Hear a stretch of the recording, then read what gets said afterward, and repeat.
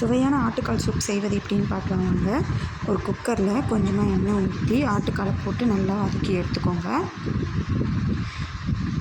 இஞ்சி பூண்டு நீங்கள் விழுதும் சேர்த்திக்கலாம், இல்லை அரைச்சும் சேர்த்திக்கலாம். நான் இஞ்சி பூண்டு விழுது தான் சேர்த்திருக்கேன். இஞ்சி பூண்டு விழுதோட நல்லா வதக்கி எடுத்துக்கோங்க. அடுப்பு ஸ்லிம்லேயே இருக்கட்டும். சிறு வெங்காயம் கொஞ்சம் போட்டுக்கோங்க. ஒரு கைப்பிடி அளவு சிறு வெங்காயம் அதையும் போட்டு நல்லா வதக்கிக்கோங்க. ஒரு கைப்பிடி தக்காளி, ஒரு 2 தக்காளி சேர்த்திக்கோங்க. 2 தக்காளி சேர்த்து ஒரு 3 பச்சை மிளகா கிள்ளி போட்டுக்கோங்க.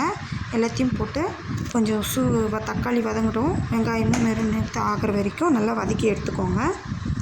கொஞ்சோண்டு மெழுகும் சீரகமும் அரைச்சி எடுத்துக்கோங்க.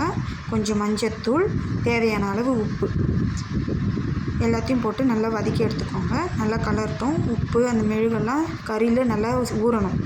ஒரு சொம்பு அளவு தண்ணி ஊற்றி அடுப்பை சிம்லேயே வச்சு வேக வச்சு எடுத்துக்கோங்க. அப்போ தான் அந்த காலில் இருக்கிற செவ்வெல்லாம் அந்த தண்ணியில் ஊறி நல்லா நமக்கு சத்தான ஒரு சூப்பாக கிடைக்கும். ஒரு 2 மணி நேரத்துக்கு அப்படியே விட்டுட்டு ஒரு 2 மணி நேரம் கழித்து அதை எடுத்து சர்வ் பண்ணி சாப்பிடுங்க. கொத்தமல்லி போட்டு சர்வ் பண்ணி சாப்பிடுங்க. உடம்புக்கு ரொம்ப நல்லது. இது நான் பண்ணது உங்களுக்கு பிடிச்சிருந்தா லைக் பண்ணுங்கள், ஷேர் பண்ணுங்கள், சப்ஸ்கிரைபர் பண்ணுங்கள். ஓகே, பாய்.